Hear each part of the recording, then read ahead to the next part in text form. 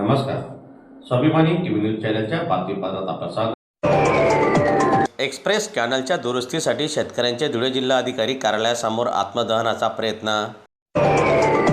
धुळे तालुक्यातील एक्सप्रेस कॅनलची तातडीने दुरुस्ती करण्यात यावी या मागणीसाठी संतप्त शेतकऱ्यांनी जिल्हाधिकारी कार्यालयासमोर आत्मदहनाचा प्रयत्न केल्याने एकच खळबळ उडाली. यावेळी पोलिसांनी तत्परता दाखवत संबंधित शेतकऱ्यांना ताब्यात घेत अनर्थ टाळला. एक्सप्रेस कॅनलची अनेक ठिकाणी दुरावस्था झाल्याने सिंचनासाठी आवश्यक पाणी शेतकऱ्यांपर्यंत पोहोचत नसल्याचा आरोप शेतकऱ्यांनी केला. वारंवार निवेदनं देऊनही प्रशासनाकडून कोणतीही ठोस कारवाई होत नसल्याने शेतकऱ्यांनी तीव्र आंदोलनाचा मार्ग स्वीकारला. आंदोलनादरम्यान शेतकऱ्यांनी प्रशासनाविरोधात जोरदार घोषणाबाजी करत कॅनलची तात्काळ दुरुस्ती करण्याची मागणी केली आहे. दरम्यान आत्मदहनाचा प्रयत्न होताच परिसरात काही काळ तणावाचे वातावरण निर्माण झाले.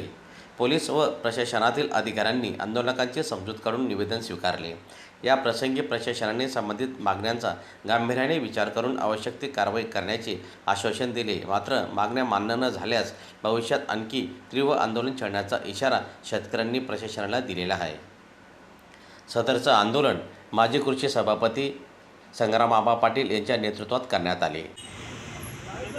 धुळे तालुक्यातील गोताणे व उडाणे गावातून जो जाणारा एक्सप्रेस कॅनल आहे, हा कॅनल गोताणे व उडाणे गावामध्ये दोघं ठिकाणी फुटलेला आहे आणि परिणामी गोताणे गावामध्ये फुटलेल्या कॅनलमधून नागरी वस्तीमध्ये ते पाणी शिरतं आणि तिथं देखील त्या नागरिकांना प्रचंड त्रासाला सामोरं जावं लागतं आहे.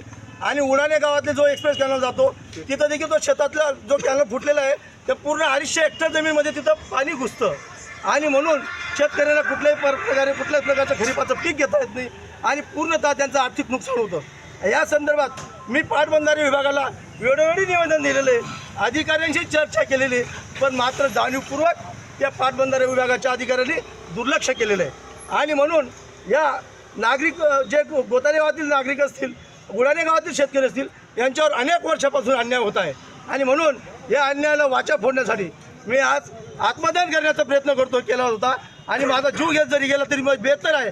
आज जरी आमच्या हातातून पोलिसांनी आमच्या हातातून आमचं पेट्रोल हिसकवलं, पण येणाऱ्या काळामध्ये आता त्यांनी दखल जर नाही घेतली तर येणाऱ्या काळामध्ये एक गुप्त पद्धतीने आंदोलन करून कलेक्टर मोदांच्या दालनामध्ये घुसून अंगावर पेट्रोल टाकून आत्महत्या केल्याशिवाय मी राहणार नाही.